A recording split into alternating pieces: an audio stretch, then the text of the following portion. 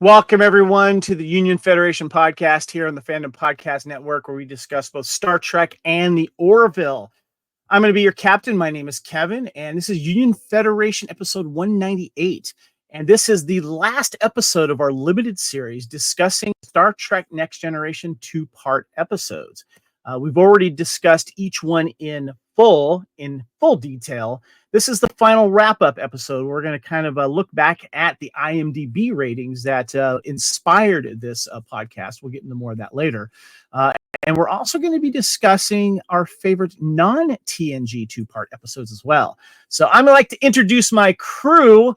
Of course, I need my counselor. I need my first officer, founder of the BQN. I need Amy Nelson. What's going on? Hello. You excited? You ready? Yes, I'm ready. I can't believe it's over. It's been so wonderful. Yeah, I'm happy we're doing this show because we got a lot of stuff to kind of go over, recap, and everything. But we can't do it until we bring in the rest of the Union Federation crew. Of course, we love having back, of course, the Oracle and the science officer. She likes to push buttons. We love that. Haley Stoddard, what's going on? Hello. Surviving, we're just living the dream out here. Now, remind me, guys, was there a Star Trek planet where there was a lot of stuff going on underwater, or maybe the Orville? Because our other cast member here is having some issues with that. I'm trying to remember. In a TAS. Actually, There's an episode in TAS, and I'm really bad with episode titles, but there is an episode where they go underwater and they interact with some underwater species. Well, we know someone that's doing that right now. Braving the storms, of course, my co-captain, security and weapons officer, Mr. Kyle Wagner. What's up, buddy? I'm here reporting from on the scene for the Weather Channel this week. This is not the Fandom Podcast Network that I'm working for this week. It is the Weather Channel. All I have to say is, Milton, go away. Well, it's good to have you. I know you're in a different location. You're in a safe location, and you are braving the elements that are going to be worse soon, but you're coming from a different location, so appreciate you checking in, brother. The last safe house I went to had Denzel Washington and Ryan Reynolds, and it went horribly wrong. So Amy's like, well, I knew Kevin would get the reference. So, all right, guys, this is the Union Federation, of course, here on the Fandom Podcast Network, and also the BQN. And we are discussing Star Trek: The Next Generation. This is, of course, the final episode, and we're going to be touching our other favorite two-part episodes. And as I'm showing the slides here for YouTube, we've been through the gambit here, guys. Our first episode, we covered Best of Both Worlds, and followed by Redemption, Unification, Time's Arrow, Chain of Command, Birthright, Descent, and, of course, Gambit. All the two-part episodes, guys. And we did that in chronological order, which was a lot of fun.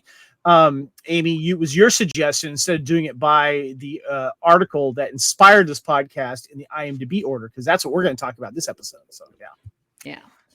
All right. There were more than 4 episodes. Yeah.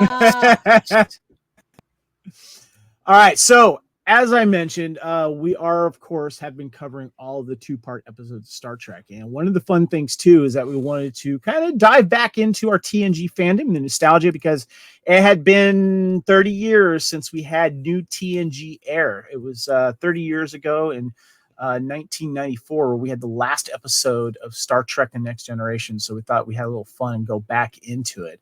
And that is what we have done. But we do want to tease a couple of things. Now that this episode is going to be the last of this topic, we do have some other fun stuff coming on the Union Federation podcast, guys. And of course, we have Lower Deck Season 5 coming out at the end of October here in 2024. And it says an adventure 5 seasons in the making. And if you don't know, it's kind of sad. This is going to be the final season of Lower Decks. But hey, we're getting 5 seasons here, guys. I know you guys are excited, right, Haley? Sure. Haley will watch it just to talk about it, but I think me and Amy and Kyle probably like it a little I just want some more Mariner contraband, please. All Now we have another series coming out, limited series coming out at the end of the year in December, and this was inspired by you, Amy, and we're putting it together here. We are going to be doing the Orville, USS Orville crew profiles, and what we're going to be doing is we're going to be discussing each main crew member of the Orville, and we're going to cherry pick our 2 favorite episodes that highlight those characters. And I've started my research. I've been doing my rewatch of the Orville, so look forward to that, I believe, in December. So we're going to have a lot of fun with that. All right, guys. Well, let's go ahead and get into the first away mission.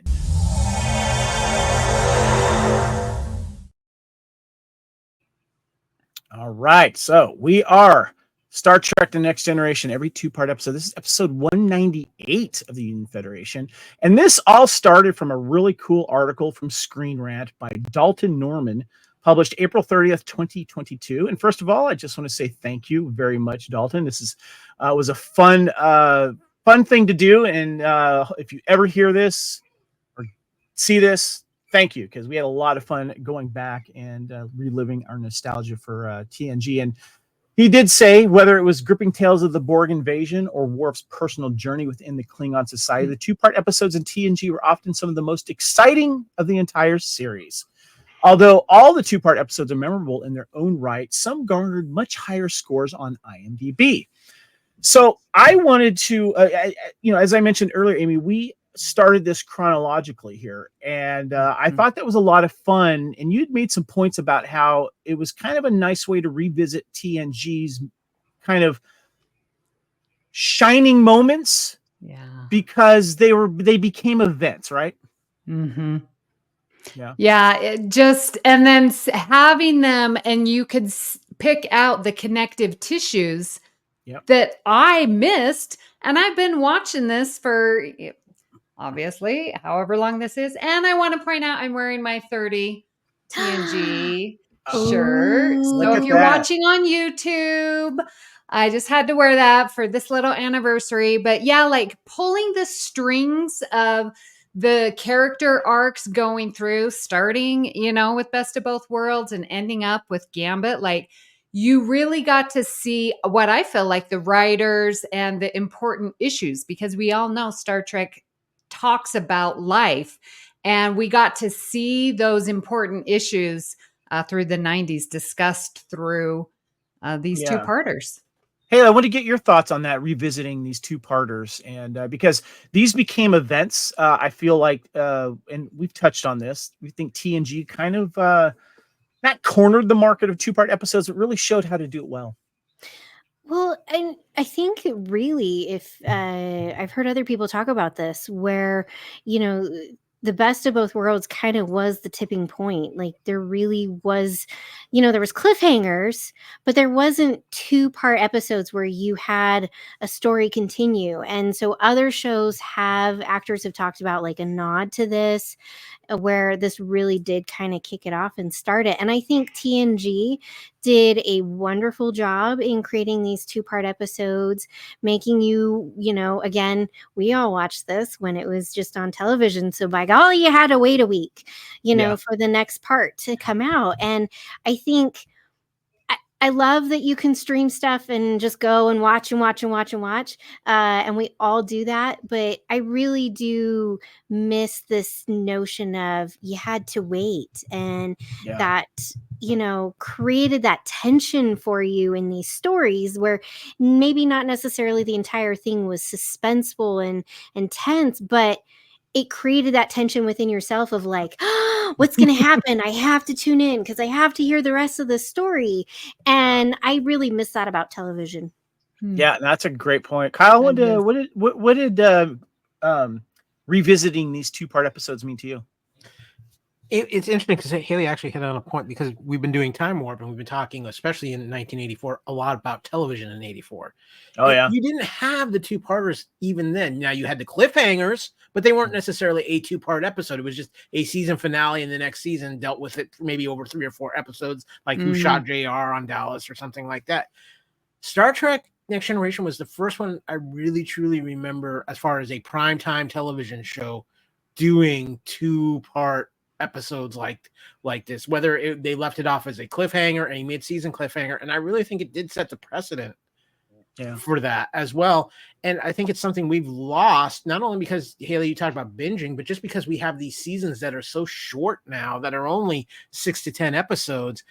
You don't really get that. I mean, we even look at current Trek, and we don't really get that too often, with a random exception here or there. And I think that's something that is missing. And again, too, I go back to where we see the struggle right now between, do we stream it, does we release a show all at once, or do we put it out weekly?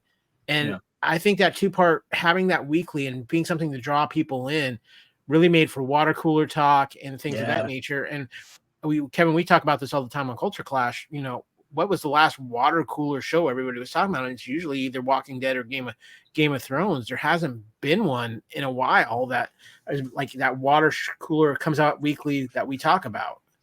Yeah. What was it, Tiger King on Netflix? I remember everyone was talking about that, but we're not talking about it anymore, though. Yeah. And 30 years later, we're still talking about Star Trek TNG and these two parters. You know, so it hit a certain chord. So that's a good point there, Kyle. So what we're going to be doing is, now we've already gone in depth, of course, about the storylines and the cast, all that with the individual episodes that we, of course, covered here. So if you want to learn more about that and you haven't listened to those, please go back and check those out. They're on YouTube as well. They had a lot of fun.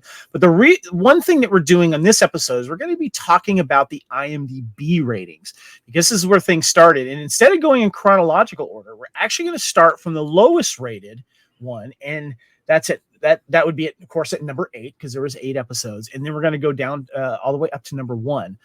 And I thought, Amy, would you like to read the quick little IMDb descriptions of each episode? And then we'll give our thoughts on that there. So the first one, of course, at number 8 is Birthright Part 1 and 2.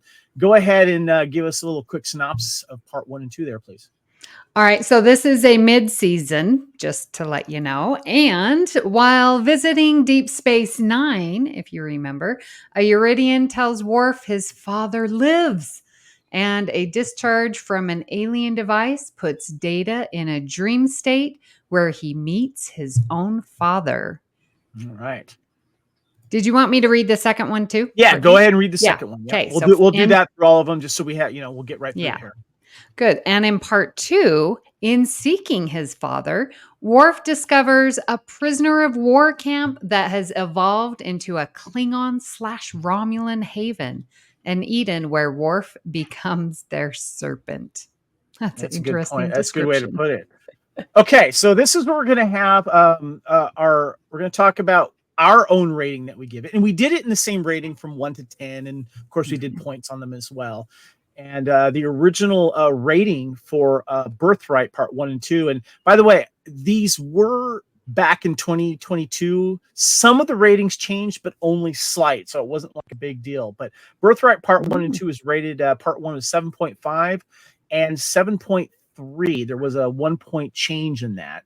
And that obviously was the lowest rating of the 8-part episodes. And Amy, you gave it a 6.8.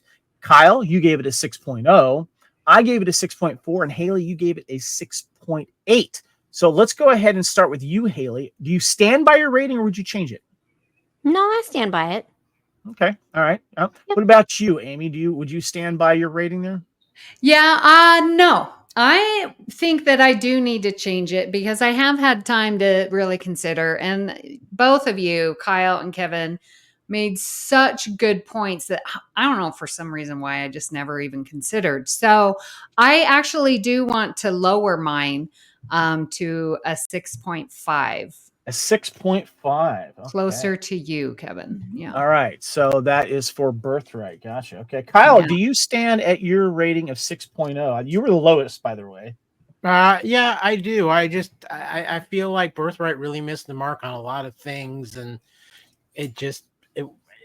of the 2-parters, I think it was the least interesting to me, and the one I had the least excitement about. Gotcha. Yeah. Mine's at 6.4. I'm fine keeping it there. I think it's so funny. I think I switched my opinion on the first and the second episode, but yeah. So let me ask you guys your final observations, thoughts on this episode, Amy. My final observation is that this is not a good episode for just it doesn't age well. Let's put it that way. This is the one that I will skip over now. I really don't need to see the poorly stereotypical, oh, well, they're Klingon, they're Romulan, they're female, you should be doing this. Would you just watch the first one and then like be done? No, because actually the dreaming of Data really annoys me. I'm not quite, I love the idea. Don't get me wrong. The idea is amazing, but there is something with the execution, and it's got something to do with Brent Spiner. Like, it's something that deep that I just don't care for that part of Brent Spiner's acting. Haley, you were nodding your head on that. So your final observations on Birthright. Yeah, I mean, I don't think I'd skip over it, but it would be definitely maybe a couple episodes that would be on and I would be pittering about and doing stuff while it's playing. Because even when there's bad Trek, I'm still not going to skip it. Yeah. So it's more how closely am I going to pay attention to an episode versus not? And these ones, I'm just like, I'd be more in tune with doing like my stuff that I, have to do if I'm watching on the weekends or something. I found it more visually entertaining than the story itself. Yeah. What about you, Kyle? Two good ideas that they went completely cliche with. And that I think that's the problem, is that there was just no real effort put. It felt like okay, we just need to fill in. We have this Warp story with the Data fill-in story is what it really felt like, and the Warp story wasn't even that great. So I think this is one of those times where I think they just kind of mailed in for a paycheck. Gotcha. Yeah. Okay, guys, let's go ahead and go to the next episode. This was at number 7. And that was Gambit Part 1 and 2. Amy, go ahead and give us a little recap on 1 and 2 on their plot synopsis.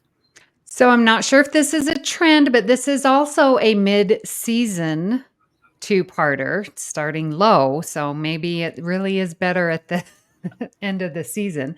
So Gambit Part 1, while investigating the apparent death of Captain Picard, Riker is abducted by a group of intergalactic archaeological thieves, only to find Picard has apparently joined their ranks. And in Part 2, Riker and Picard must find out why this intergalactic gang is looting archaeological sites. That's right. Okay. So the rating that the IMDB gave it, and there was no change from the few years ago, was Part 1 was at 7.8 and Part 2 is at 7.9. Amy, you gave this an 8.6. Do you stand by your rating or did you change it? I do stand by it. I think it's a good episode, 2-parter, and it's strong and it's interesting, and it's the last, so the chemistry is firing. Every single person has got something to do. It's a whodunit, and it's I'm gonna send you signals by looking at you because we know each other so well. I love that. Gotcha. All right, we're gonna combine your rating change and your final thoughts here, just so we can keep timing going here. Sorry, yeah. That should have been. I should have said that earlier. So, was there any other thoughts you had on the episode? No. Okay. All right. Let's go with Kyle. Kyle, you gave this an 8.4. Do you stand by that rating? Would you change it? What are your thoughts? I'm gonna stand by it. I think it's a solid score to a very fun 2-parter. Maybe the most fun of all the 2-parters we had. But I'm sticking by that score. Gotcha. What about you, Haley? You gave it the highest. You gave it second highest. You gave it a 9.0. Do you stand by that? And what are your thoughts? I do. And to go with Amy's point, I mean, everyone's got that one friend that you know that you should not sit next to at serious functions or look at serious functions. And I will always be that friend, even if we're not super close friends. Don't look at me. Don't, because I will make you laugh. Me and my best friend, we communicate back and forth with, just looks. And so, yeah. No, I think this is a really fun episode. I always enjoyed this episode when it comes on. And I love the nuances between the characters and just how well they know each other. Because at this point, when you've served together for so long and you've been a part of missions and come close to these people, you're going to be able to have conversations that don't require words. And I think it's fantastic. I actually, out of all of us, I gave it the highest rating. I gave it a 9.2. This is one of my favorite two-parters. I actually would have ranked it higher than they have it here. Love it for all the reasons you guys said. I love the looks and the aesthetics of it as well. There was some fun action, and I thought the guest stars were really good in this too. I almost would have loved an episode of just these guys doing stuff without the regular crew, or a spin-off series, or like a prequel series.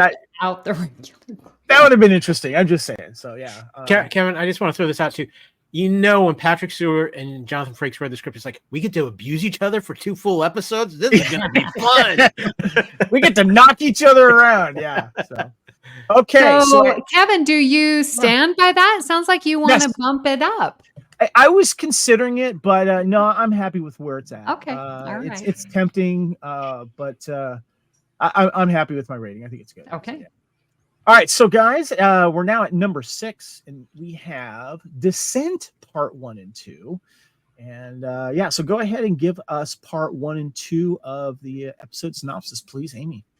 Okay, so this was our first, well, not our first. This was a season finale and opener. And Descent Part 1, after an encounter with the Borg, Data feels his first emotion when he gets angry with the Borg. Data then tries to find ways to recreate the situation in order to feel emotions again, whilst the Enterprise investigates the Borg activity and are bewildered as to why they feel emotions too. Now, Part 2, before Lore can run risky experiments on Geordi, Troy and Picard, the 3, seek a way to reboot Data's ethical program that Lore switched off to pull Data to his side. Was it technically Corrosis that did the switching, like when he was in jail? Other rogue Borg. So, okay, guys. So this, of course, as you mentioned, was a cliffhanger. We had to wait till the following summer. Now, there was a slight change. The original Part 1 was 8.1, and then Part 2 is 7.8. Well, Part 1 dropped to 8.0, and also Part 2 dropped to 8.0. So only one tiny fraction of a point, which I thought was interesting. So there was a slight change over the last 2 years. I don't know what that means, but it was doing my homework. So there you go.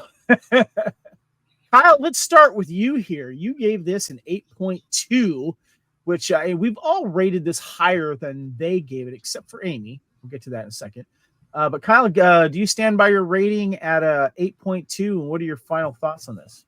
I definitely stand by my rating of an 8.2. I think it's a very interesting Brett Spiner thing and what they do with Data, but you add in the lore factor, and lore is just so over the top. And I think that's what pulls this down. Were we getting tired of lore and being over the top? I think that's a big thing, because lore kind of became cookie cutter. It was always the same thing with lore. There was no like change up to lore, and and then you add in Data going evil by the influence and even being more over the top than lore was, and it's just like, yeah, okay, guys, we need to dial it back down here a little bit. We could have gone in a little slightly different direction with this.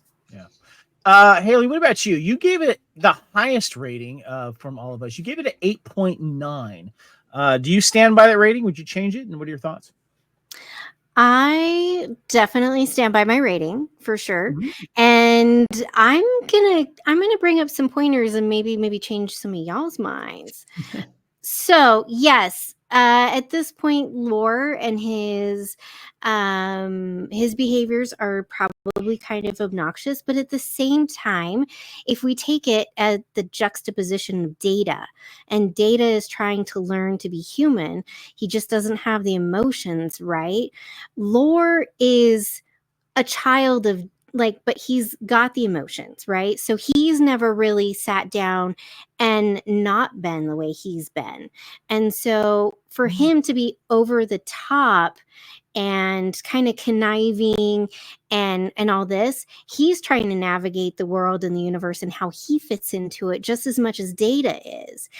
And so I don't think it's obnoxious at all, because they're both children, so to speak, with just different programming. And so, they're two of the same side, just different programming. So then when Data gets this emotion chip and he starts experiencing these emotions, it's understandable that he would be over the top and kind of quite different and a stark contrast to his normal self, because his programming is trying to bring in emotions that Data's wanted to have. Yeah. To become more human, but now he actually has them. And so his programming is going a little haywire. So for him to also go over the top makes complete sense. We get Dr. Crusher in the chair, and I love that. So I love being able to. That was my favorite part of right? these two parters. Yeah. And so I think it's really wonderful. And I love this concept of Lore kind of, even though he's doing it for nefarious reasons, he's getting these Borg and he's giving them back their individuality. He's going about it the wrong way, but it's this wonderful idea, really. Yes, it's nefarious. He wants to, kind of become their king, their ruler, but he's allowing them to have that ability to make a decision for themselves. And that's something with the Borg story that we kind of would love to see. And we do get it in Picard, but we love this idea of, can we give them back their individuality? Can we take them out of the collective, and can we give them back? And so I think for it to have this early starting point of this idea of the Borg having this individuality, and then, in Voyager, we get that. And then again, it finishes up in Picard, I think is a wonderful idea. So just putting it out there. Okay. Here's my argument. Well, before I get to you, Amy, don't change my rating. I'm giving it a 9.5. You're giving a 9.5. Okay. So Haley's going from an 8.9 to a 9.5. Whew, she talked herself into that. I did. 9.5 for Descent. I love that. What's funny is I started thinking about how much I loved Beverly in this, and I was thinking of the final episode of, was it All Good Things? Is that what it was, of TNG? Mm-hmm. Yes. Where you see her aged up by being in command of USS Pasteur. Yeah. And then you compare her, what she looked like in Picard, and didn't Picard take further in the future? I don't know. It's just funny to look at the two different older versions of her. Mm-hmm. She looked a lot better, of course, in Picard. But Amy, apparently you have connections at IMDb, because when you gave it 8.0, they're like, our 8.1 can't stand. Let's lower it to 8.0. That's exactly what they did. Do you stand by your rating, and give me your final thoughts? Yeah, I do stand by my ratings. I like it, but you're right. The connection to Picard and the hope of changing and, rescuing or reclamation. What did they call that? Reformation. Reforming the Borg. Absolutely love it. Again, good ideas. And finally, looking at emotion and the great counseling that Troy does. Beverly is captain. Yeah, great. And so 8.0 is good for me. I gave it an 8.4, but I'm going to bump it up to an 8.8. Not quite a 9, but just talking about Beverly in that second episode, it's just phenomenal. I felt that her being in charge of the Enterprise for another reason than just fighting the Borg would have been kind of fun to see as well. So I'm going to bump mine up to an 8.8. 4 points, not too bad there. So there you go. Okay, guys, next episode is at number 5, and that, of course, is Unification. Spock is back. Seal is back. Go ahead and give us the quick synopsis there for part 1 and 2, please, Amy. All righty. Well, this is a mid-season episode, and Unification Part 1, Picard and Data follow Spock into Romulan space on a dangerous mission. And then in Part 2, on Romulus, Picard finds Spock, as well as an underground peace movement, a double agent, a bold ulterior motive against the Federation, and a familiar adversary. And we wanted to remind our viewers and listeners, too, that this was also a month before Star Trek 6, The Undiscovered Country came out. And there was a little connective tissue between those as well. And that was one of the reasons why we got Spock on here, too, I'm sure. And he was able to work for scale because of the producing stuff. And we did all that trivia to show that reason why we finally got Spock on there. So that was a lot of fun. Let's go ahead and start with right back at you, Amy. You gave this a 9.1. You gave it the highest rating of all of us, where the original rating, of course, for part 1 of Unification was 8.2, and then 8.3 for part 2. There was no change on IMDb. So final thoughts, and would you change it?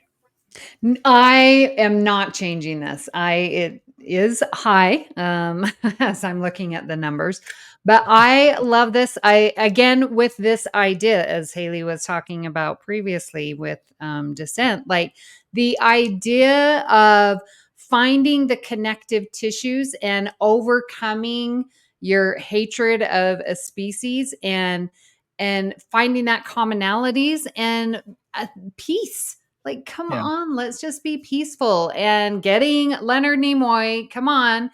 And it was beautiful. It did set up the movie. So there's this other dimension going on around it. Enormous ratings for this, too, as well. It's crazy. Yeah.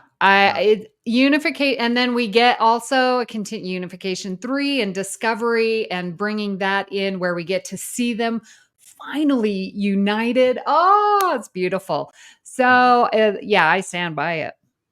Well, it's interesting too, and I did want to mention, was one of the things when we reviewed these was whether or not they came out with their own Blu-ray that took the 2 parts and made a little movie out of it. And this was one of them that did. So yeah. Mm-hmm. Okay, Kyle, let's go to you, sir, on Unification. You gave it a 8.5, a little bit higher than the 8.2 and 8.3. Give me your, you standing by it? And what are your thoughts? I'm standing by it. And this was all about one thing. It was about Leonard Nimoy.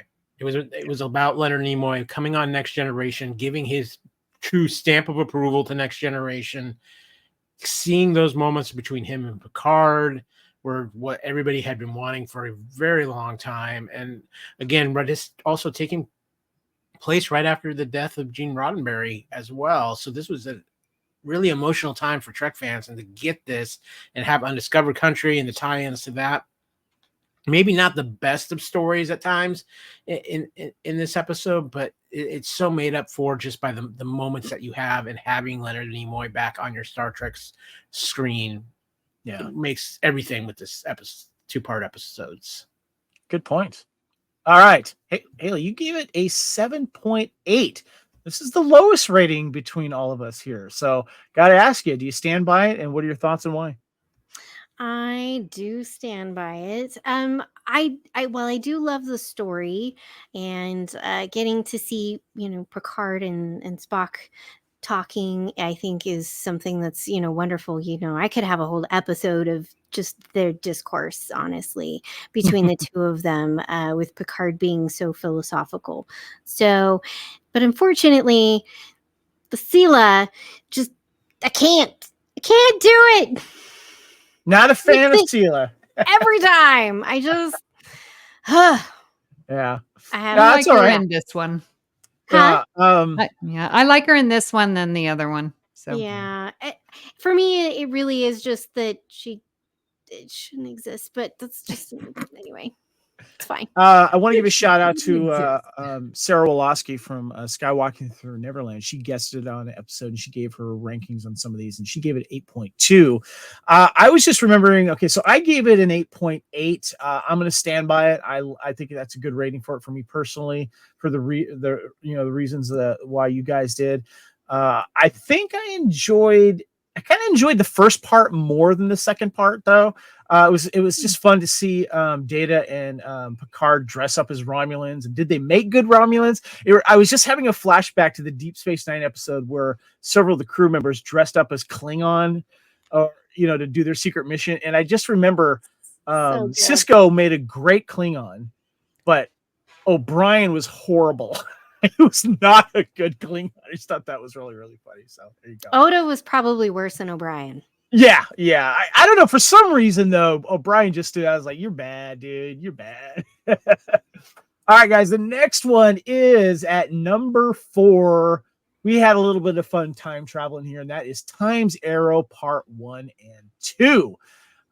Amy, please give us the synopsis for both of those, please. All right. Well, this was a end of season 2-parter, and in part 1, Captain Picard and his archaeological curiosity are called upon by scientists from Earth when they find evidence to support beliefs that aliens had visited Earth in the late 1800s. And in part 2, Captain Picard and crew follow Data back to the late 1800s to get him back, only to find the suspected alien visitors killing people of that time. What I find funny about the plot synopsis for part 1 was the one little funny pet peeve I had for episode 1 was when the archaeologists were showing them around. They're like, oh, we found this watch, we found this gun, and oh, we found Data's head. It was like they waited till later to bury the lead. Yeah, they buried the lead. You think that too, the IMDB thing, yeah, they found some evidence to support the aliens have visited Earth because they found Data's head. Okay, Kyle, I want to start with you on this here. Now, I did want to mention real quick, the IMDb rating for part 1 was 8.3. That actually dropped. It used to be 8.4.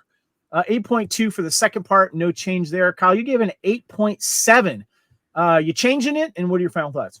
I'm staying by with it. Again, this was high on the fun factor, and it's actually one of my favorite Brent Spiner performances in the run of TNG, where we talked about him being so over the top with Descent. Here, he just nails it. It's classic Data, especially putting Data in a situation where he's a man or android out of time, per se.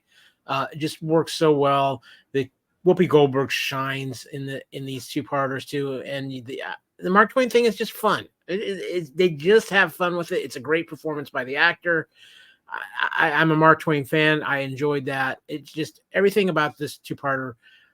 It for me, as much as I enjoy Gambit and its own way of fun, I think this is the most fun of the 2-parters we've had. Gotcha. Let's go to you, Haley. You gave it the lowest rating between us. You gave it a 7.1. Standing by it, and what are your thoughts? I am standing by it. Again, this is, I'd sit down and watch this a little bit more than I would watch Birthright, but it's kind of in the same veil of like, I just have it on while I pitter patter about and do things, just so that, again, I'm not skipping it per se. So yeah, it's fun, but it's just, I don't know. All right. Amy, you gave it a 7.8, a little bit lower, of course, than Kyle and myself. Would you change it or stay in there? And what are your thoughts? Yeah, stay in there. It's exactly where it needs to be for me. I think it's, again, this really cool idea of if aliens came and didn't want to be detected, I'm going to come when there's a pandemic or, I don't know what was going on in the Niner times, but you remember it was like cholera or something. Yeah, or something. Yeah, or both. So I just think that's so cool, and I like the alien and their feeding, and it is a little lower than yours and Kyle's, only because of Clement's. Mark Twain was too annoying for me. I do like the conversation that Troy has with him, But that's about it. But yeah, 7.8. I feel, it's interesting was mine is at 8.8. I'm actually going to bump it up to a 9. What? And yeah, the reason for it is because when I look back on all of the time travel episodes, all of the 2-part episodes, other than Best of Both Worlds 1 and 2, this is the first one that pops into my head as I'm going to watch first. And I think I need to reflect that in my score. And 2 of the reasons you touched on it there was I love the aliens in this series. They were menacing. They were scary, especially when they were dressed up in old timey outfits, and that girl with like the long skinny neck is like, just the actress they cast for that was great. But also too, yes, Clemens is annoying at first, but he redeems himself at the end. And I like that you see that turn. And also, the writing set it up to where this is a moment in his life that he's going to write the books that he's going to write, or he's going to, make that mysterious stranger book, and I loved how they just tied all that in. And so I'm bumping it up. I'm times there. I'm going from 8.8, just a couple little notches there to a 9.0. So yeah. Okay. I think everyone said, I think everyone is done on this one. So we'll go to the next one, guys. All right. Next, we have at number 3, we have Redemption Part 1 and 2. This is where Worf gets some honor back here. And so let's go ahead and get Amy, if you don't mind, please. All right. We've got a season ending 2-parter. And both Captain Picard and Lieutenant Worf must decide where their priorities lie as the Klingon Empire descends into bitter civil war.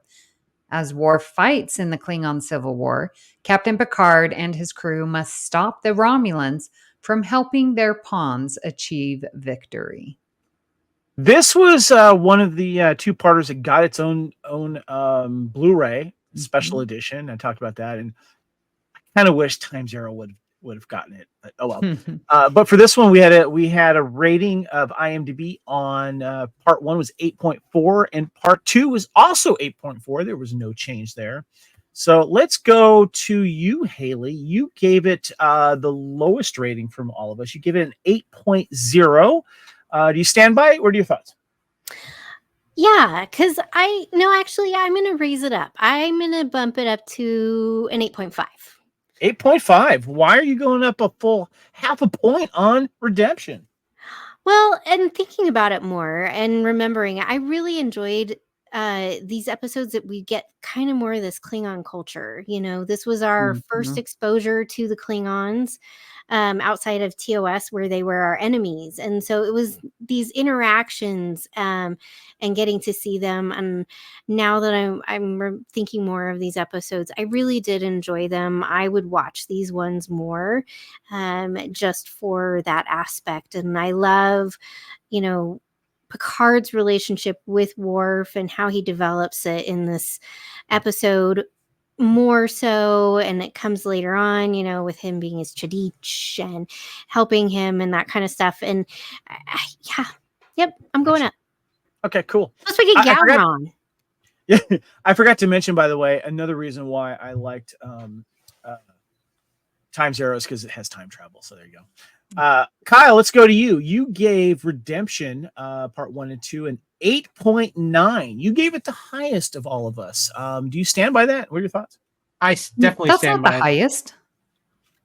Really, one higher. I'm sorry. I actually have it higher. That's right. I have it higher. Sorry. Okay. You're right below me there, Kyle.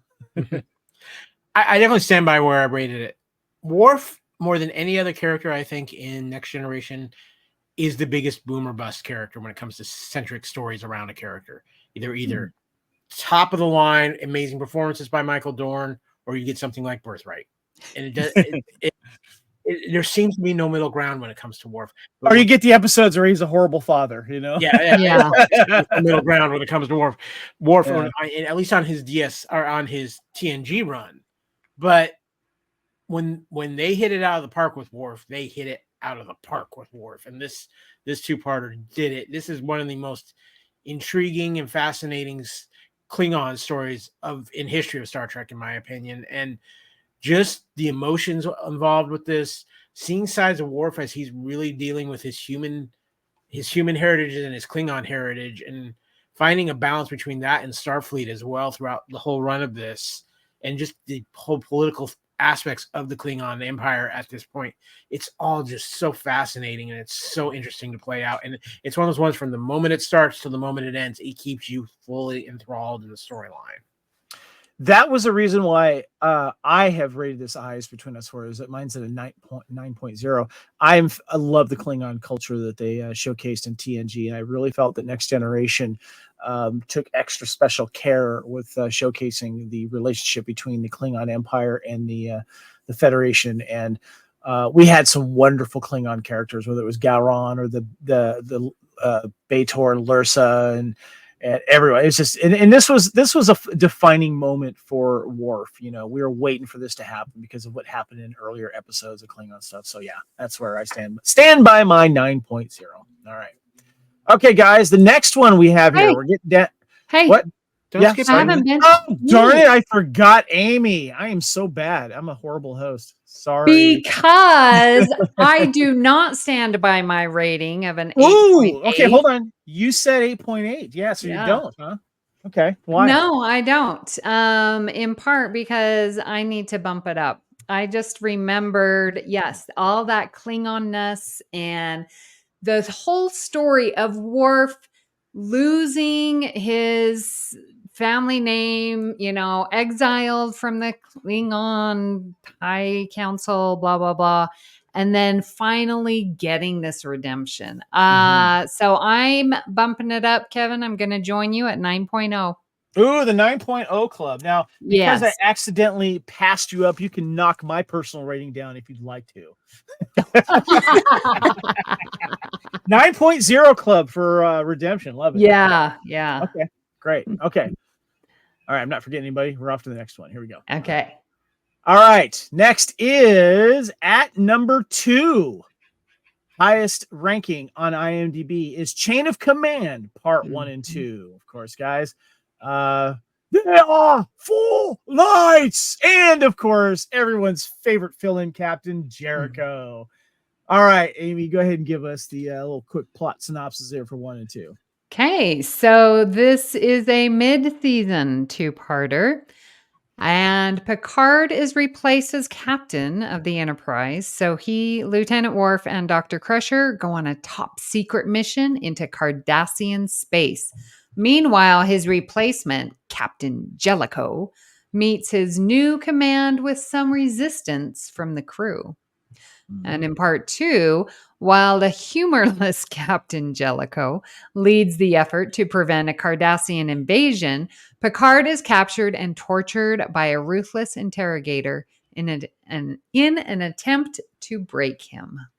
Nice. So the IMDb ratings, there was no change from a few years ago to when I was updating these notes. Part 1 got an 8.3 and part 2 got an 8.9. And I'm going to go ahead and go first here because I gave it the highest rating out of all of us. I give it a 9.0. I believe what's really interesting too, and part of it has to do with Jellicoe. There's a lot of people that hate Jellicoe, but Jellicoe was growing on me. I'll be honest with you guys. We hated him for certain reasons and certain decisions, but I really enjoyed the arc that we got with him. And also too, Troy got her spacesuit.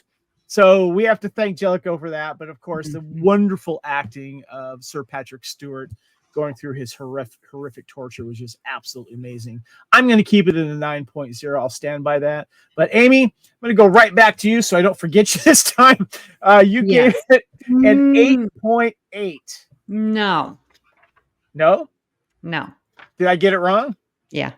What I have Chain of Command at 9.4. Really? Ooh. Okay. Yeah. Okay. I have Kyle at 8. And then Kevin, I have you at 9.2. Okay. Do me a favor. Go ahead and give those to me because I might have copied the wrong one then. So what did you give it? You give it a what?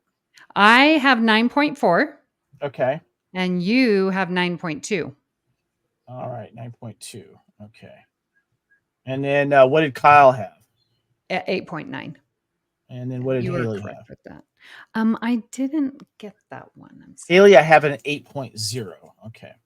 Mm-hmm. All right. Well, let's go with you, Amy. You're at 9.4. Yes, Which looks like you are the highest on this. Then there you go. Yes, right. I love this. It is so dark and so like this isn't anything you're going to put on just to have around. Like this is something that you watch, that you feel, that you go through. That such amazing way to discuss such a difficult topic of torture, of change, of losing Picard. You know, where is he? What's going on with the crew? And Riker acting a child. Yeah, but people do it. And so then how do you overcome it? And how do you make it better and not live in this childish reaction of, oh, he's not my captain. Like, okay, there's just so much growth in this, and the action and the talking and the leadership style. I talked a lot about that with Jellicoe, and and even the torturer Gul Madred, I think his name is. Like, there's so much there, so much meat. This is for sure, yes, a 9.4. Yeah, I was looking at my original notes, and actually, yeah, Haley, I actually had you higher. I had you at 9.5. So let's go to you, Haley. Do you stand by that? I actually have an 8, so I don't know what you're. No, I do have 9.5. You're right. Okay. Jeez. Yeah. Wow. Yeah, I do stand by that. I more so for the second episode than the first episode. And so it's hard. Like, I remember when I first watched this two-parter, and I just remember the second episode being so difficult to watch through. And granted, I was younger. It still is difficult to watch it because it is such a heavy topic. And Patrick Stewart does such an amazing job at, portraying this pain and whatnot that he's going through as he's being tortured. So it still is like a really difficult episode to watch, but it's so well done. Yeah. And it really does spark a lot of conversation. And again, I think seeing the Cardassians come in is really nice, that we get, a little bit more of kind of this, we always thought, oh, the Romulans are the bad guys and the Borg are the bad guys. And then, we're introduced to these Cardassians, and, again, later in Deep Space Nine, when we get more of them, it's just, you think, wow, we thought Romulans were nefarious and awful and secretive and mistrusting, but there's a lot to this episode, again, mostly the second part, that is just really wonderful. Kyle, to you. You gave this a 9.2. Stand by? No, 8.9. I'm reading mine again. Sorry. Kyle, 8.9. Standing by? Final thoughts? I'm going to bump it up to a 9.1. Nice. Okay. Because, it's all about the JELO co. So Jellicoe, as we are getting older, is growing on some of us, I guess, right? No. I need him here to come face down Milton, please. That might help. But no, I truly, the Jellicoe thing is great, but Patrick Stewart is the tour de force in episode 2, especially, and it's just absolutely, you're so enthralled in it, you forget just how evil what's being done to him is. Yeah. But you get so just lost in that performance. And I think that at the time when I was thinking about it too, it was my one disappointment with the episode was that they never followed up with this episode of what Picard had gone through, and they just kind of let it go. And that's kind of why I knocked it down, but it doesn't deserve to be knocked down for that, because on its own merits, it's one of the most, especially part 2 is one of the most phenomenal episodes of Next Generation period. Yeah. I just want to mention too, I remember Riker having some great moments in the episode, especially with his conflict with Jellicoe as well. But yeah, tour de force there on definitely Captain Picard there. Okay, guys, next one. No big surprise here. At number 1, of course, is Best of Both Worlds Part 1 and 2, the two-parter that started it for Next Generation. Amy, go ahead and give us a little plot synopsis on 1 and 2, please. Yeah, because I don't need to tell you this was a season ending episode. So, responding to a distress call on one of the Federation's outermost colonies, the Enterprise arrives only to find a big hole in the ground where the town used to be and discovers the Borg are behind the attack. Having absorbed Captain Picard and his knowledge, the Borg head for Earth, leaving Riker and the Enterprise desperate for an unanticipated way to defeat them. Nice. Sleep. Kyle, I'm going to go back to you. Looks like you gave it a 9.8. You standing by that? What are your thoughts? I am absolutely standing by it. It's not quite a perfect 10, but it's right there. And in truth, we are talking about the 2 most important episodes in Star Trek history. I truly believe that. These 2 episodes saved the Next Generation and got it to another level, and for so many reasons. And I also just think it's the most powerful ending to an episode of Star Trek Next Generation, because you don't know, and to leave you on that cliffhanger all summer long when that initially came out, when they were at a point where it's like, okay, we weren't sure what was going to happen with Next Generation at this point, and to leave you on that kind of cliffhanger, that took a pair of brass ones, and they pulled it off, and they just did it fantastically. Yeah. Can you imagine if they hadn't had like a season 4?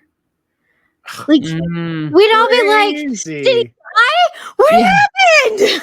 Yeah. Let's actually go to you, Haley. You gave us a perfect score of a 10, and I want to shout out Sarah Woloski from Skywalker Never, and she agreed. She also said a 10. So yeah, give us you standing by the 10, or are you going to drop it? Oh no, I would not drop this. No. This I think this is absolutely wonderful. Now, I am a firm believer in there are really good episodes. I know a lot of people don't really like TNG. They don't like the first couple of seasons. They maybe like some episodes in 3, but then in season 4 is where it really kicks off and where most people really start enjoying the show as a whole. Now, I'm a firm believer in there are really, really great episodes in those first couple of seasons, and I will argue them with people if they want to disagree with me. But as Kyle said, that I remember that summer, like a lot of episodes, I don't recall watching them because I was younger, but I remember watching this and just being so enthralled for like weeks of like what happened until, summer got busy and then I started doing other things. But this really showcased some really wonderful moments, and it set up for us to have what is my favorite TNG movie. I mean, if you think about it, like we wouldn't have First Contact, like if we really kind of hadn't had this happen, because right, the Borg want to go to Earth. Well, what happens in First Contact? The Borg come to Earth. And so like it really sets up so much for that film that is just it's like Star Trek 4. Yeah. Everyone knows it, everyone loves it. Even if you're not a fan of the TV show, you watched Star Trek First Contact, even if you never watched TNG. And I think it's just this wonderful thing where we get Shelby and we get how would we defeat the Borg, and crap, what happens if they do capture Starfleet personnel and a captain, someone who has access codes, who has more information, like this concept of what would happen and that fear that sets in of, okay, they've captured this person that, the crew loves and fans love, and how do we get him back? And when we do get him back, how do we get Captain Picard back? And then the after effects that it leaves Picard with for the rest of the show itself, and PTSD all the way through, and so it really creates these wonderful moments. And as much as I didn't like Shelby to begin with, that push that she gives Riker, and I'm going to stand in your way, like get out of my way or I will bulldoze you. And, you know, she's gung-ho. She knows what she wants. And I think that's wonderful because so many female characters at the time, they didn't have that. They didn't have that written into their character, that they knew where they wanted to go. And so it's wonderful to see like a powerful female character outside of our main characters who even still in this early of the episode of the season and the show, we're not getting like really all these wonderful moments, right? So to have this powerful character was really nice too. It's interesting. These top 2 episodes had guest star leaders that were very decisive and annoying to some people. But yeah, Kyle, you have a thought? I just wanted to add in, not only is this two-parter responsible for giving us first contact, it really is probably responsible for us having the Orville too. Yes, I'm glad you brought that up, Kyle, because of the famous story about what Seth MacFarlane said, right? Yeah, exactly. I mean, this is a guy who recorded the first episode and wore out the VHS tape waiting for the second half to come out later in the year. Yeah, I mean, he'd been a fan since the original series, but he was such a fan of TNG, and yeah, I think you're right about that. And I think there was story aspects of this that probably bled into the Kalon timeline and story as well. All right, Amy, you gave it here 9.5. Are you standing by that? Give me your thoughts. I'm not going to stand by this. I think Haley has passionately convinced me that's a little low.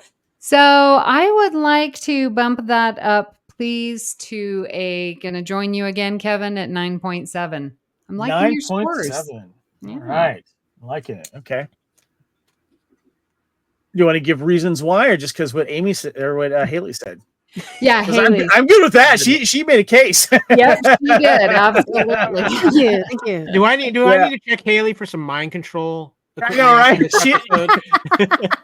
She's an oracle, so she knows stuff. So yeah, Exactly. I mean, mine's at a 9.7, and just you guys kind of nailed it there. So and I love that you have a different perspective on people like Shelby as you get older and you change and you see how it does. And yeah, just a pivotal episode.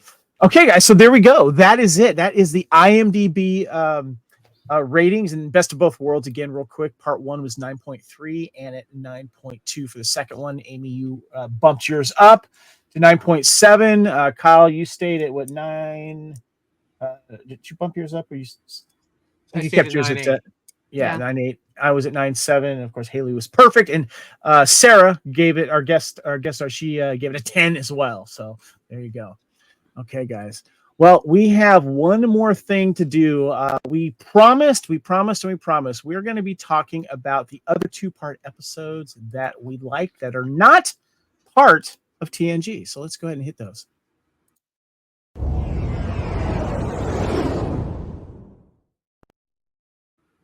Our second away mission here, guys. This is going to be a lot of fun. And I put the call out to you guys. I want you to nominate your other non-TNG favorite 2-part episodes. And some of them were like extended episodes that were also cut into 2 parts when they hit syndication. And so we're going to get into that. And the first person that we're going to be touching on here, of course, is going to be Haley. But I did want to mention that there was a fun article, if you can find it. I'm not going to go over the whole article here. That was on CBR.com by Michael Wire back in 2018.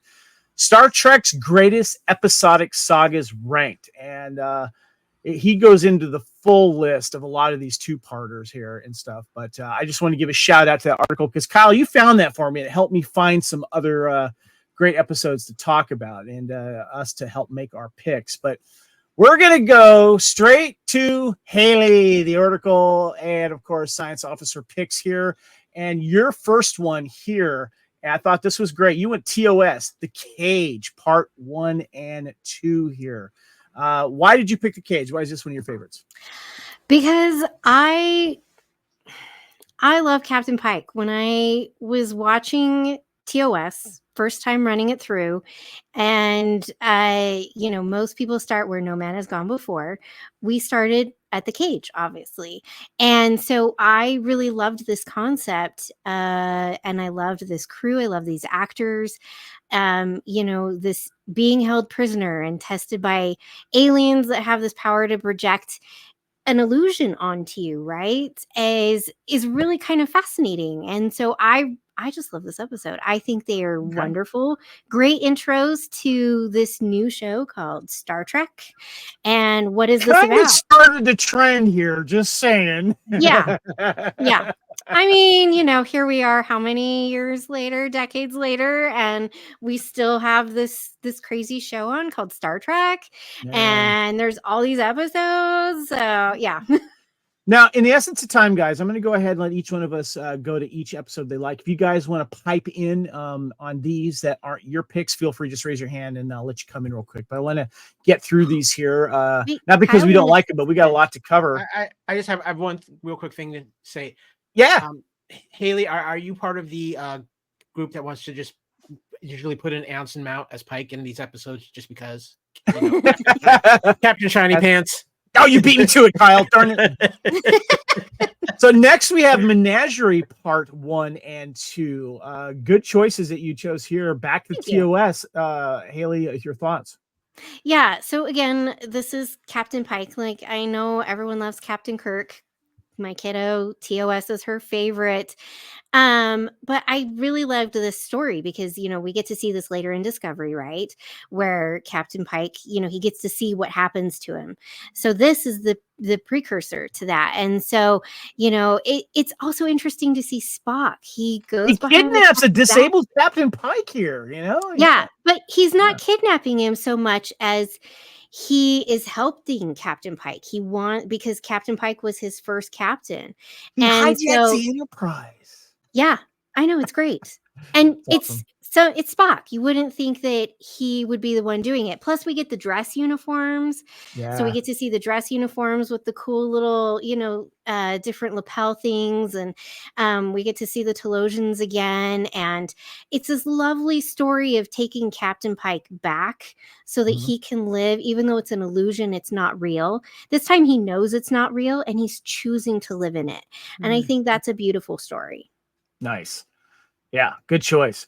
I love this one too. You had here. We went with you went with DS9, Improbable Cause, and this is where DS9's like messing with us. So like, we're gonna give you part 1 and 2, but they're gonna be different names. So part 1 was Improbable Cause, and that's after the attempt is made on Garrick's life. Odo conducts an investigation on who to try for murder for the Cardassian Taylor and why. And then part 2, these are so good. We had The Die is Cast, and of course, Garrick's father, his former mentor, is ordered to interrogate Odo, and we see a very tough scene there of Odo not being able to regenerate. Haley, why did you choose these two? So there's a lot of episodes in Deep Space Nine I love, but I really love this episode because we see Garrick struggling, and he's having panic attacks after what happens. And this also sets up a lot of stuff with the founders and, realizing how much infiltration that they have caused and getting to see Garrick, and he's trying to figure out like what do I believe with my mentor who was my dad and all this stuff. And so it's very interesting, and seeing Garrick interrogate Odo, knowing full well what Odo needs. But I think it also kind of creates this bond where they've kind of always been at each other, but it's also just a beautiful friendship too. Just beautiful. All right. Okay, so the next ones that we have here is Purgatory Shadow.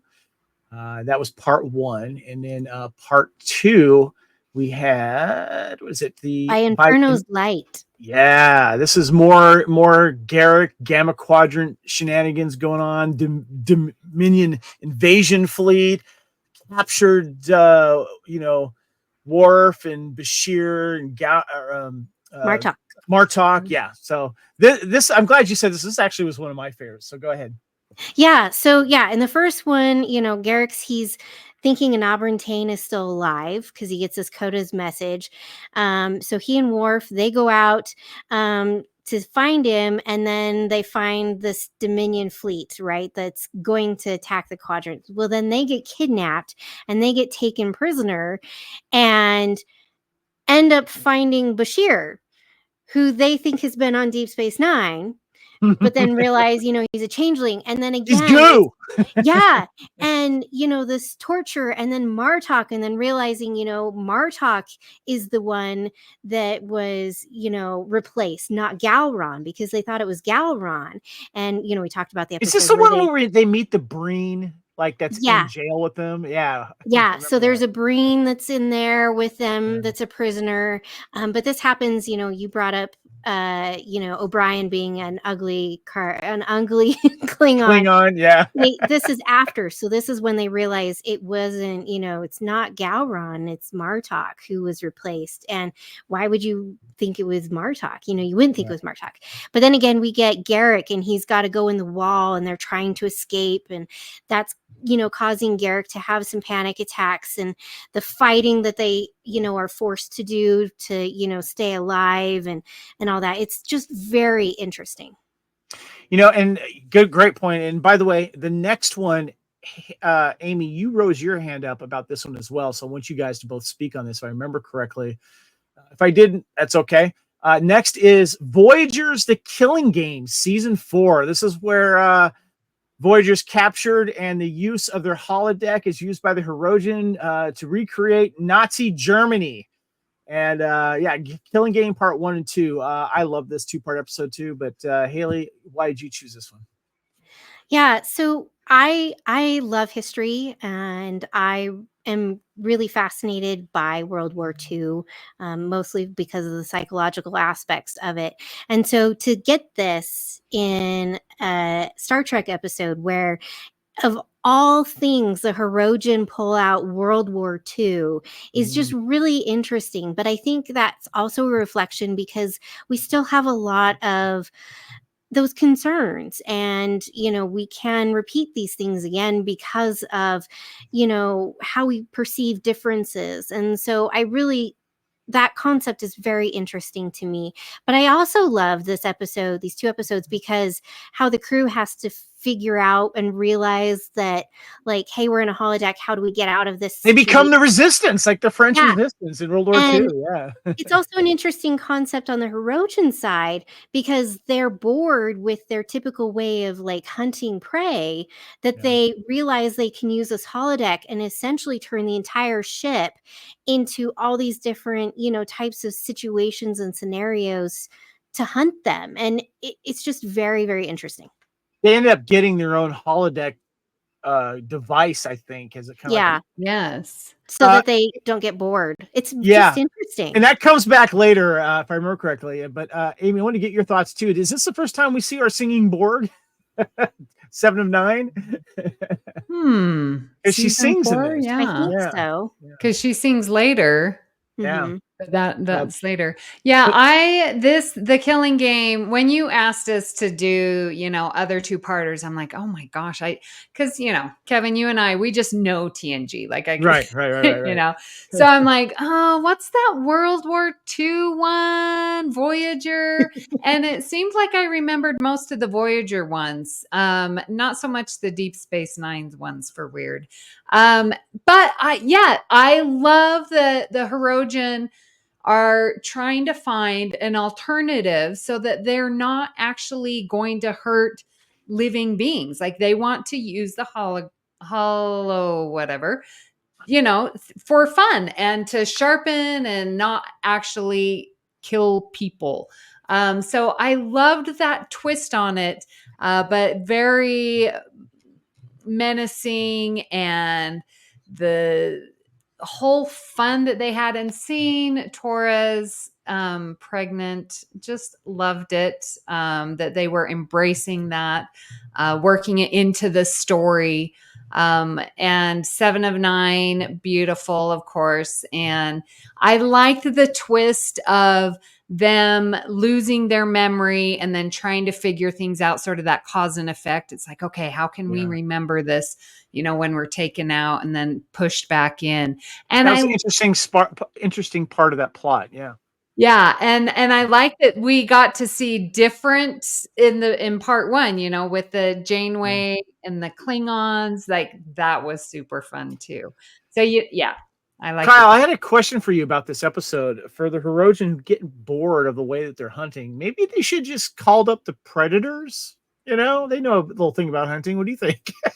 Yeah, the predators. Like, there's just even a few different races within the Trek universe they kind of consorted with as well. You know. Yeah. Okay, the next one you said, Haley, I like this. So this is actually kind of a deep cut. I think is Stormfront from Star Trek Enterprise season 4. Following the destruction of the Xindi weapon, the Enterprise crew discovered that they have been sent back in time to 1944. However, history has been altered, leaving Nazi Germany in control of a large portion of the eastern United States. Followed by part 2, where after Silica attacks Trip, Vosk wants to make a deal with Archer supplies of the ship for the completion of his time machine to return for a trip to this 22nd century. Nice pick here, Haley. Thank you. Well, okay, so I just finished recently watching Enterprise for the first time. So that's also why this was fresh in my memory. And I was trying to pull some that maybe not everybody else would think of to pull from at least most of the series that we have. And so I really like, again, this is World War II time frame history stuff, but it's tweaked. And I also, in the last year had watched Man in the High Castle. Side note, if you haven't watched Man in the High Castle, please watch that. It's alternate history, yeah. It's an alternate history, right? And it's very much the same thing in these episodes where the Axis powers win and the Allied powers lose. So I love this twist on this, and I love that it's a twist because there's aliens that came back in time and are helping Nazi Germany. Because in reality, what if, like that had happened? And so this concept of, that in itself was really, really interesting for me in this episode. And then to see our crew go back in time and then have to realize, what do we do without influencing too much, because they understand temporal mechanics. So we can't influence too much, but we've got to change it because this is going to affect our future too if we don't stop them and if we don't get this changed. And so of all the temporal stuff in Enterprise, this was my favorite. Nice. Well done. Okay. Next, we have Amy, first officer and counselor, founder of the BQN. Amy, you did not disappoint with your picks here. I loved your first one that we have here. So we have, of course, Voyager Unimatrix Zero Part 1 and 2. Simultaneously, as Voyager nears an alien outpost decimated by the Borg, 7 of 9 begins to dream vividly of an idyllic sanctuary where a few Borg can gather together, where I guess they create Unimatrix Zero, if I remember correctly. Mm-hmm. And although captured, Captain Janeway squares off with the Borg Queen after successfully introducing the Doctor's pathogen to the Borg central plexus. Supply the cure or watch thousands die. This was a great two-parter. Give me your thoughts on this and why you chose.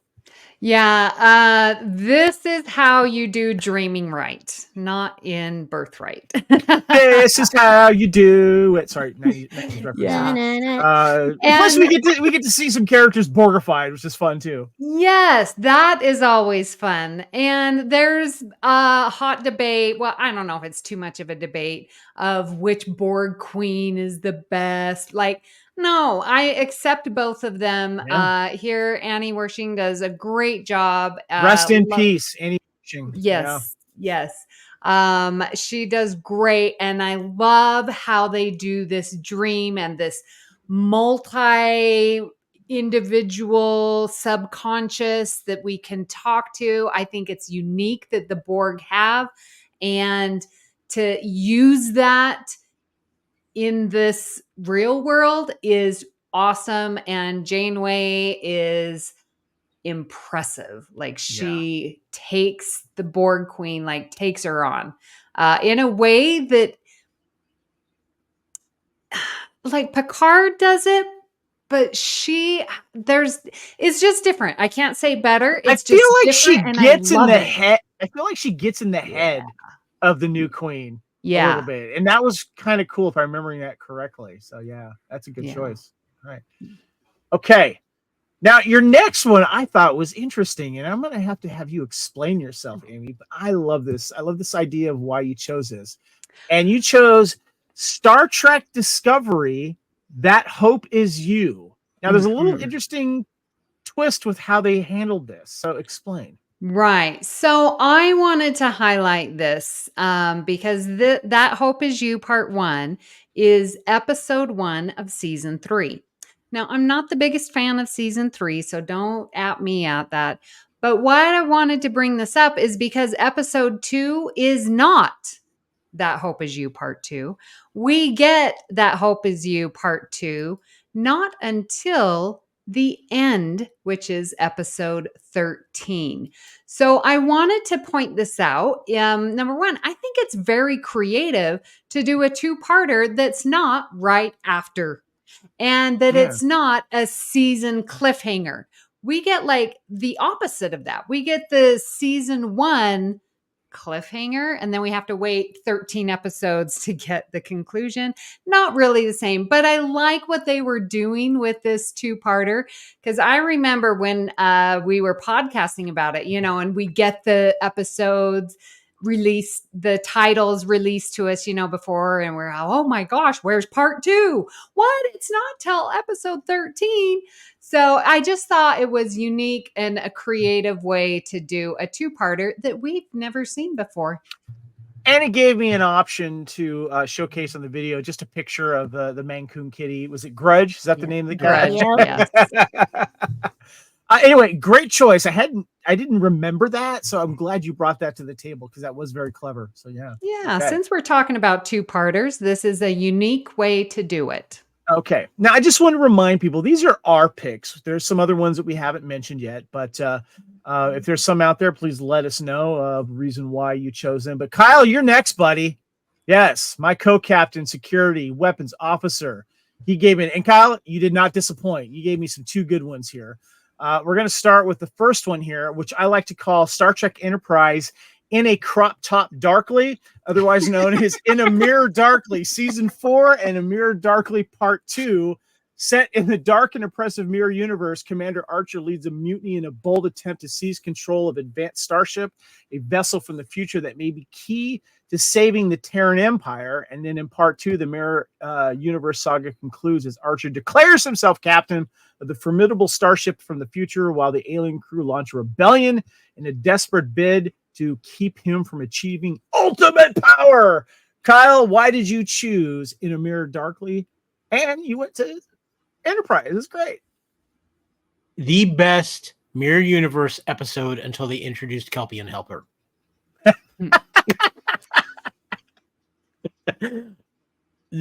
I remember when this came out and Enterprise was not doing great. And people were talking about these two episodes, how evil everybody was. Hot evil Hoshi. I'm just saying it. I get it, but I gotta say it because but just it was so drastic, even for going for a mirror universe, how dark and how evil they made everybody on this. And I just remember it's one of the two-parters of Enterprise and really one of the story arcs of Enterprise that to this day I think people talk about from Enterprise on a regular basis, and I still stand by what I say. Honestly, the best mirror universe story since Discovery came close, but this is, I think, is the best mirror universe story. I don't think I can argue with you, Kyle, because I remember how important this episode was, and people were talking about it. And you can tell the cast was having a blast. And he did a good job of making references to the previous stuff. And I think it was great. I think everyone looked good as well. But I just want to give a shout out to Vaughn Armstrong, who was a regular on this series, Captain Maximilian Forrest. Got a chance to meet him several times. It was very funny. This was his first regular Star Trek role without makeup because he's played so many aliens throughout all of the Star Trek series. It was great to see him in that. So yeah, really good choice on that. And I was happy with your next one, Kyle. This is a good one. This was kind of Okay, sorry. Kevin. Yeah. Amy, I think wanted to weigh in real quick. Oh, Yeah, yes. Please, sorry, Amy. I missed your cue there. Go ahead. Yeah, I also love this and have to agree. I mean, I don't even know why I'm talking because you've said it all. It is great.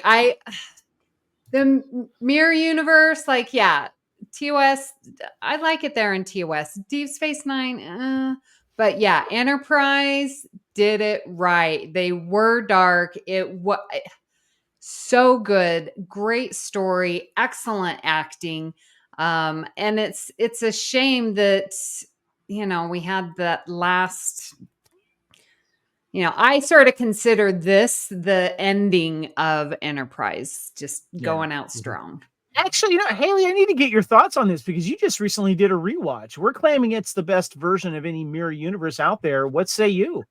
I didn't do a rewatch. It was a first watch. Oh, first watch. Okay, so what do you think? So yes, I agree. I think as far as like the darkness goes, because these characters are supposed to be the mirror versions of the ones that we know, did a really good job in the nefarious, the conniving and backstabbing, everything that you would expect from them. And I do like when we go into the mirror universe. Deep Space Nine does it a little too much for me.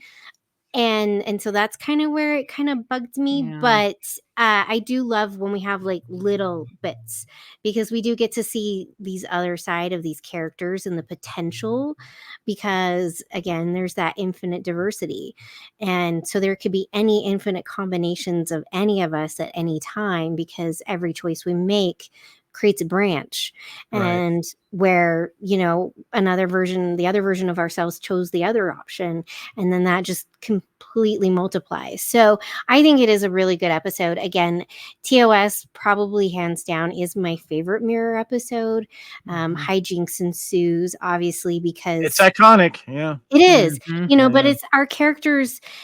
I also like it because it's our characters pretending to be evil, right? Yeah. Because they're not everybody is. And so I like when we get that counterplay going, because Okay. even if it's just one of the characters is not, and they realize, oh wait, where I'm at, and I have to pretend. And so it's really fun to get to see, and I'm sure the actors enjoy it too. Yeah, well said. All right, Kyle, your next one. I love this one. This is Way of the Warrior here. In a way, it's kind of like it was like a full 2-hour episode, but then it got cut into two. Either way, I think IMDb was just showing it as one episode, but to me, this felt like a 2-parter for sure. And I think it got cut up when it was in syndication later on. This is where Worf joins DS9. We get a full-on, Klingon and Federation fight on Deep Space Nine. I'll let you take it away from here. Great pick. Okay, so you have to understand my relationship with DS9 is that I liked it, but the first season didn't really sell me on it. And it was one of these things where I was enjoying it. I was intrigued, but it was missing something. To bring in Worf not only brings in the DS9 interest up, it brings in the TNG fans who maybe weren't completely sold on DS9, and it changed. It's with a couple of my picks, and that I think it's so important because it changed the history of a Star Trek show again and the direction of it. Much like Best of Both Worlds with Next Generation, bringing Worf on DS9 changed DS9. Plus, I say this, and I know this is gonna be a hot take. DS9 was the master of the 2-parter in Star Trek. Nobody did the 2-parter better than DS9 as far as overall with the amount they had.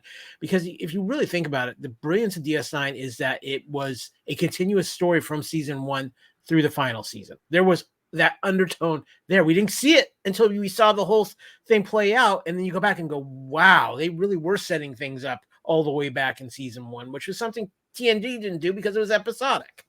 Then you add in just the Worf aspect of this. Again, when you bring in Worf and you've got a good Klingon story going on, it's boom or bust. This is a boom episode for Worf. It's a game changer for DS9. It's an important piece in Star Trek history. I love this episode, this 2-part episode. Good call. All right. You gave us one more here, Kyle. Nice choice here. Deep Space Nine. We're back to this. Part 1 here, Favor the Bold, season 6, episode 5, followed by Sacrifice of Angels, excuse me. Next episode, and that was part 2 there. This is where we get a nice little kind of not necessarily a final battle, but a decisive battle with the Dominion. Cisco mounts an attack to retake DS9 while Rom faces charges as an enemy of the Dominion state. And then part 2, the Federation attacks DS9 in hopes of keeping the minefield at the wormhole intact while the Dominion waits entrance to the Alpha Quadrant from the other side. And this was great because we had the baseball kind of a theme here, Kyle. You had the whole baseball thing. You had the aspect of the Cardassians having taken over DS9. Cisco just going full Hawk mode at this point. And I'm sorry, Spencer for hire reference there, Amy. and I'm sorry, the best space battle on Star Trek television in the history of Star Trek television. Many cool ships, man. I mean, come on, this was great. And just to have that mental back and forth too between Cisco and Gul Dukat. It's just everything about the Dominion War. Again, as far as long-term Star Trek planning, nobody did it better than DS9. And then you add in these two-parters like this in here, it just elevates them. Well, like I said, best of both. TNG probably has the most important one, and that, but on a consistent basis, DS9 just nailed the two-parters. You have a point because a lot of these episodes felt cinematic. Like you could have gone to the movie theater to watch these.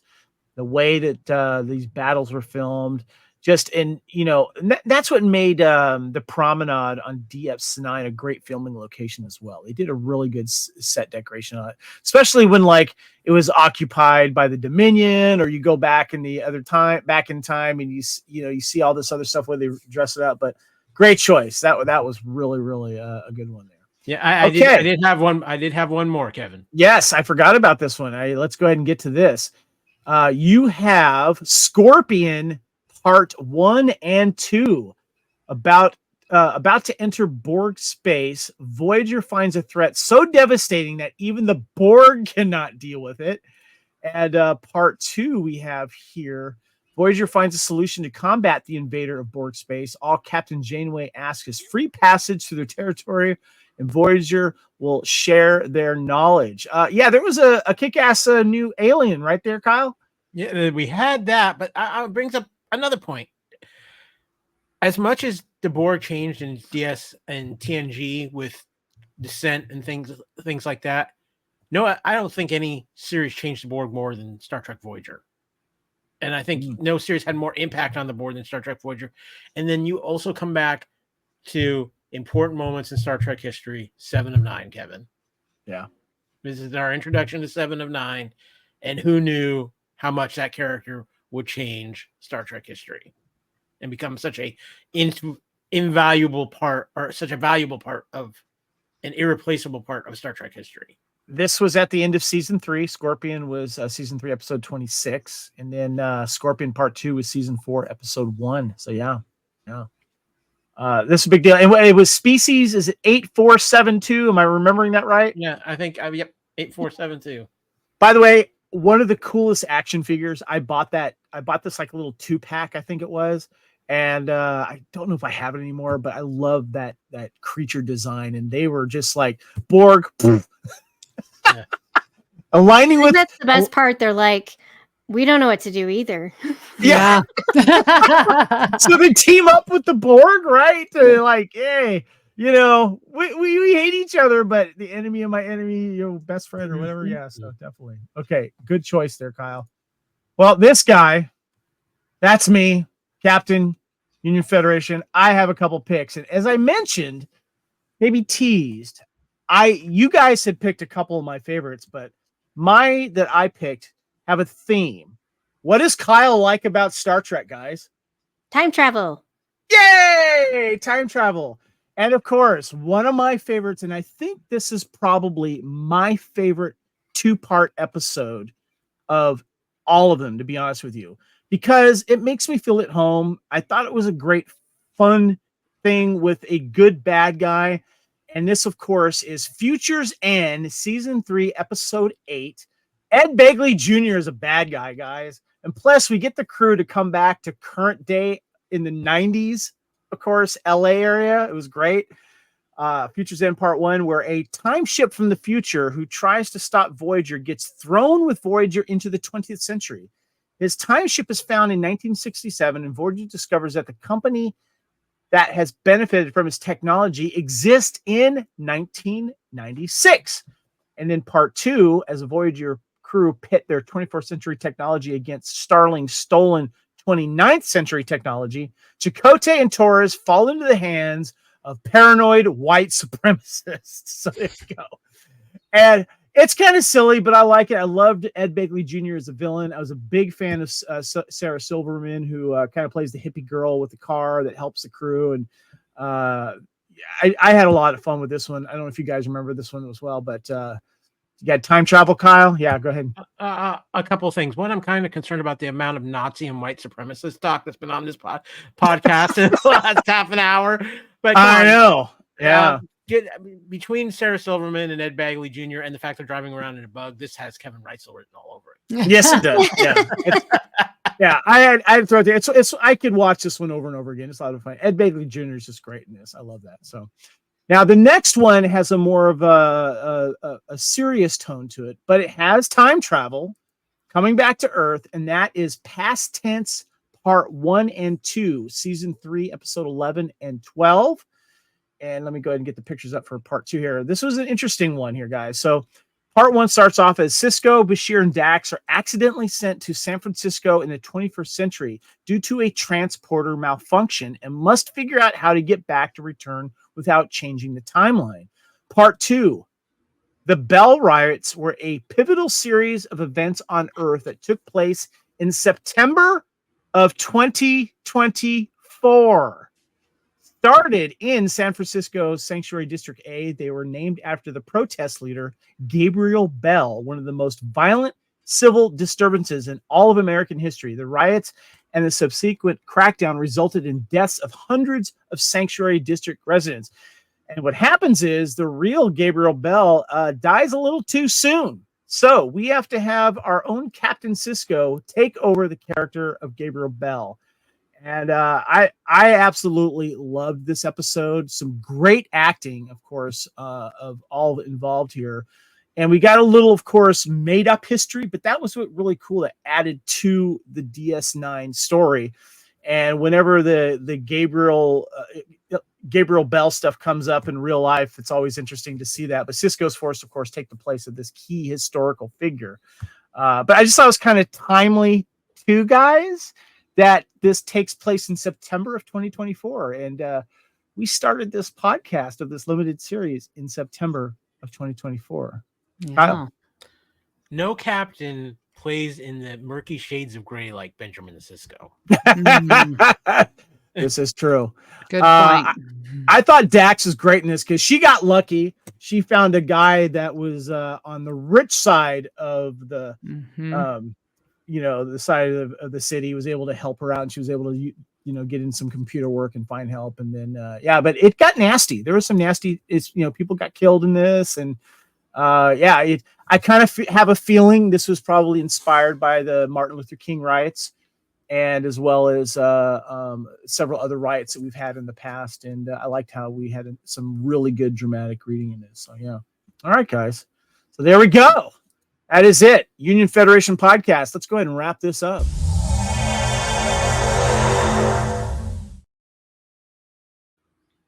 This is Union Federation Podcast, episode 198. This has been every TNG two-part episode reviewed and rated by all of us here. And of course, we just finished discussing our other favorite Star Trek two-part episodes. Let's get some final thoughts here, guys. This has been a lot of fun. Amy, I want to start with you. Yeah, watching these two-parters, I've said this before, just seeing the progression, the big character arcs, the big social commentary, the amazing chemistry that develops, when you're watching and you're like, oh yeah, Worf, dishonored, and then it's just really fun. This has been so good to go back and watch them and remember seeing them the first time, catching things that I never saw before. I absolutely loved this, and I hope you listeners got to go on the journey with us and watched them yourselves, because that's the fun of Star Trek. Yeah, it's watching definitely. them. Yeah.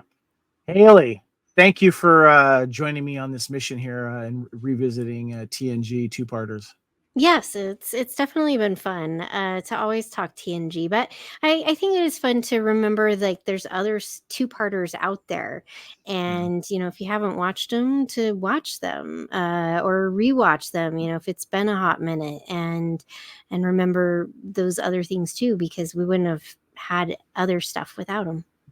Yeah, it's kind of a cinematic event, Kyle, when we go back and watch these two-parters, because you're not just sitting down for 40, 45 minutes. You have to kind of make an event of it, and it's fun to do that. Thank you for joining me on this journey. Yeah, it's been a blast. It's really the first time in a while that I've kind of went down the TNG rabbit hole. So that was fun. But you talk about the cinematic aspect of it, especially with some of these, they do feel like they could be done as a movie. Especially Best of Both Worlds, Redemption, a few of the others. But it's also been a lot of fun to explore where we were at with Trek at the time most of these came out, because we had TNG, but we were just getting into that expansion with DS9, and then talking about these other episodes with Voyager and Enterprise, and just especially when we had that run of TNG, DS9, and Voyager all kind of happening within a very close realm and even overlapping in certain aspects. Until now, we never had that in Trek, and we got spoiled. I'll be honest with you, we got spoiled because it was also phenomenal storytelling. Yes, we had Enterprise between that, and then they've tried to recapture some of that magic with the modern Trek and some crossovers and things like that. Some of it's worked, some of it hasn't. But that's the great thing about it, though, is that you can go back to these old Treks, and you can still see the connective tissue with some of the stuff they've done in New Trek, whether they talk about in Discovery or flashing back to things in Strange New Worlds. And it's so interesting to see how much Trek foundation was laid in this time period. Good point. Excellent point. When we came across that article by Dalton Norman, and I was just like, this is the perfect way to go back and let's talk some TNG here on Union Federation. And I want to thank you guys for, first of all, for going on this journey with me. And it's been so much fun just kind of deep diving into these episodes. I had never done that much deep diving before, and talking about the trivia, and more specifically, like going back and looking at the DVDs and the Blu-rays, because I made a case for don't get rid of those DVDs if you have the Blu-rays, because you'll get to see some of the stuff that was cut out and edited, whether it was like weird people in the background, crew members and stuff like that, it was the boom mic or whatever. Yeah. It was just, it was fun to go down that rabbit hole as well, and just revisit all of the cut scenes and stuff like that. So, but you guys may be wondering, this is the last episode of this limited podcast talking about the two-part episodes of Star Trek TNG. What the heck are we going to talk about next? Well, guys, I got some stuff for you here. It's going to be fun. We got the final season of Lower Decks coming out in October, late October of 2024. We're going to be covering those week by week. Really excited about that. I'm glad we at least got 5 seasons of Lower Deck, and we'll be celebrating that final season. And also, we have coming in December, I think it is, we're going to be returning to the Orville. Amy, this was your idea. I loved it. And doing a rewatch of the Orville. We're going to be celebrating, of course, the crew members, and highlighting a couple of our favorite episodes of each. Mm-hmm. Yeah, I'm very excited for this. The talking about the crew, and I've just missed the Orville, and hearing STLV that there's might be another season coming up. I'm like, well, we better get back into feeling the vibes of the Orville. So yeah.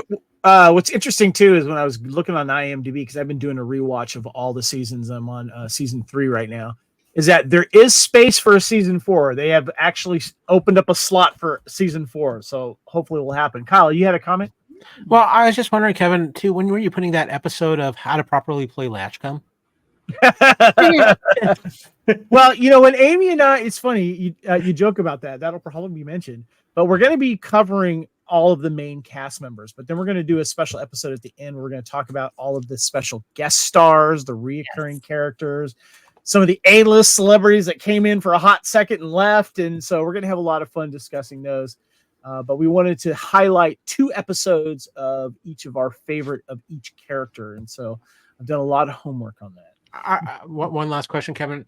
Will you be showing up as a talking plant in one of those episodes? That will be mentioned, yes. All right, guys, let's go ahead and wrap things up.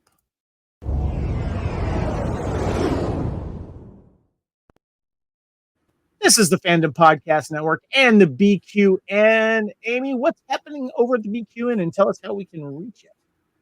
Well, we've got a lot going on over there. Trexperts quiz is going on. Our view screen, live YouTube show, Sunday mornings at 9 a.m. Pacific. And of course, we've got our history with the Zalagis, Cinema Z's coming out. So we've got a lot of sounds to go in your ear holes and your eyeballs. That's awesome. But you can find me on our Facebook group, the Union Federation, and I'm out there on the BQN Facebook group, BQN Collective. So you can find me there as well.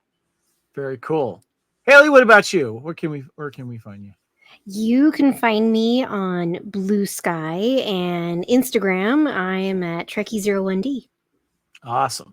And Kyle, what about you? I've heard of you. I've seen you around. Yeah, I've been around when I'm not applying for my new position as King of Atlantis. You can find me all over the Fandom Podcast Network with all of our wonderful shows. I feel like I'm slacking after hearing all the great stuff that's coming on BQN. I need to get my act together. But you can find me on social media, of course, all over the Facebook pages of the Fandom Podcast Network. You can also find me on Twitter at AKyleW. You can also find me on Discord at AKyleW, and you can find me at AKyleFandom on Instagram and Threads. Awesome. Well, Union Federation, of course, as we mentioned, we have a great Facebook page there, but also please subscribe to the Fandom Podcast Network, where Union Federation drops for both the fpnet.podbean.com, which is our master audio feed, and then, of course, our Fandom Podcast Network YouTube channel. We appreciate that. Union Federation is also on Instagram and X. My name is Kevin. You can find me at Spartan_Phoenix on everything, X, Instagram, Threads, Discord, Letterboxd, of course, in the Facebook group and on Facebook as well.